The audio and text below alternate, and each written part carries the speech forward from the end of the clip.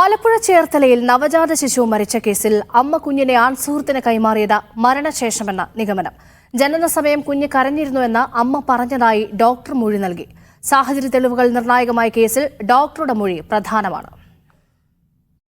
കുഞ്ഞിന്റെ മൃതദേഹം ജീർണാവസ്ഥയിലായിരുന്നുവെന്നും അതിനാൽ മരണകാരണം കണ്ടെത്താൻ കഴിഞ്ഞില്ലെന്നുമാണ് പോസ്റ്റ്മോർട്ടത്തിൽ തെളിഞ്ഞത്.